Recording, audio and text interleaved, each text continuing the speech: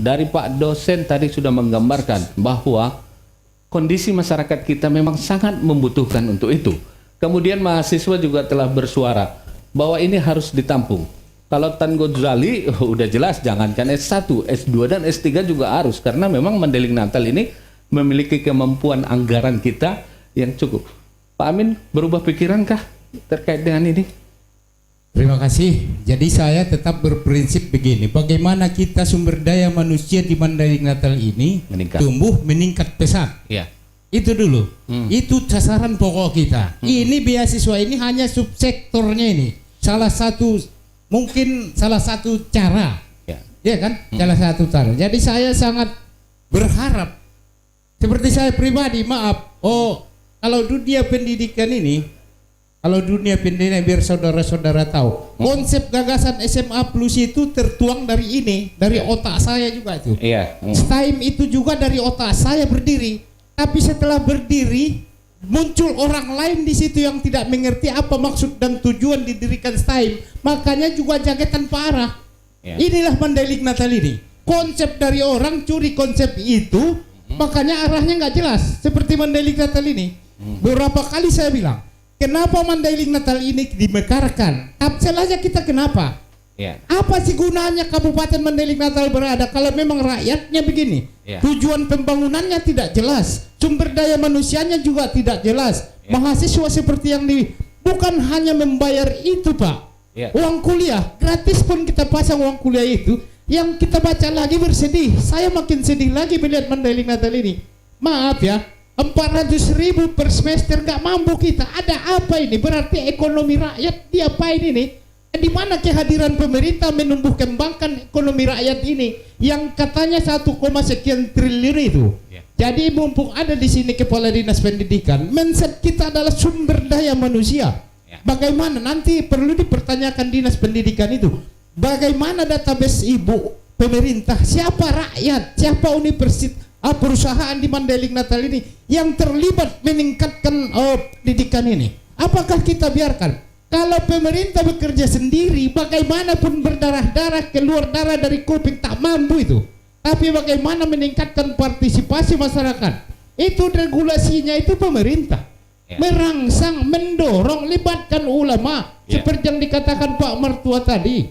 Libatkan semua ulama dakwah, bagaimana pentingnya pendidikan itu. Islam ini terpojok mayoritas Mandailing Natal misalnya. Kita jangan sakit hati munculnya orang lain. Jadi jangan hanya membangun masjid itu pahala, jangan hanya bla bla. Menutupi jalanan berlubang juga itu jihad.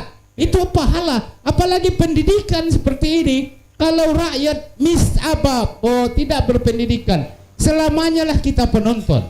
Jadi OKP, organisasi mahasiswa itu juga harus bersiap diri, siapkan mental, siapkan mindset menuju cita-cita itu. Jangan ada dikasih nanti subsidi ini segala macam. HP seperti yang berapa kali saya bilang, HP-nya yang pintar tapi orangnya tetap bodoh.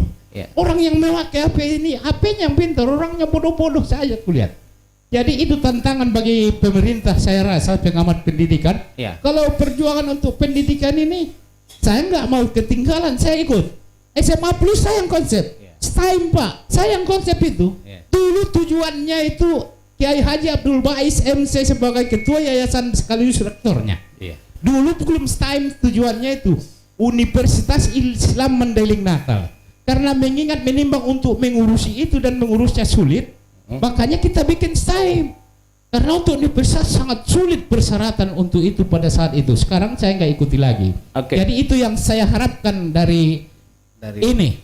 Tadi kita melihat bahwa menurut Pak Amin itu yang 400.000 itu per semester itu sudah masuk kategori sangat murah dari apa yang disampaikan itu.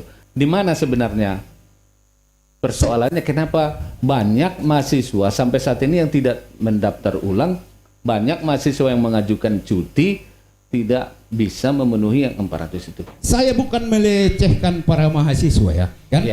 Biaya hidup, apa sih salahnya kalau kita bercita-cita untuk maju? 400 satu semester saya rasa itu sudah penuh dengan bantuan pemerintah. Iya. Seperti yang dikatakan oleh pihak Stein tadi, di Iya. dunia ini barangkali itu yang termurah. Termurah. Kenapa kita mampu? Kita kalau kita hitung hari, Iya. 150 bagi sekian, tidak usah merokok satu batang satu hari, selesainya itu. Iya. Iya kan, tidak usah beli paket dulu, tahan selera.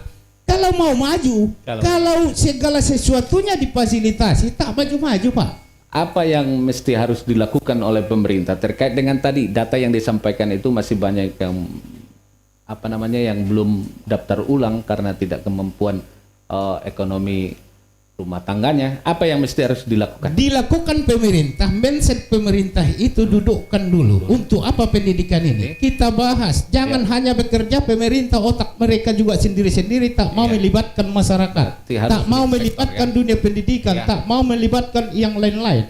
Biasanya di Kabupaten Mandailing Natal ini kan pemerintah berpikir dikasihnya sama kita makan ayam panggang, padahal kita baru makan, mana kita selera. Yang mengerti keinginan rakyat itu kan rakyat itu sendiri. Iya kan, udah makan kenyang kan, yang kita mengharapkan kopi. Disorongkan Ibu Jamilah sama kita yang panggang, mana kita selera pula, kita kenyang kan. Tapi tatkala kita lapar, tidak dikasihnya makan, kita santap.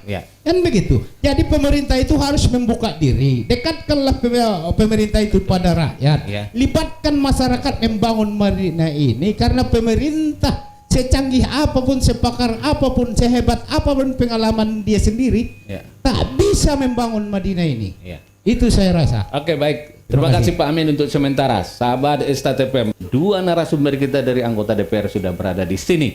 Kita tahan sejenak. Kita lihat suara mereka nyaringkah nanti di Dewan untuk mensuarakan ini. Kita simak setelah pesan-pesan berikut ini.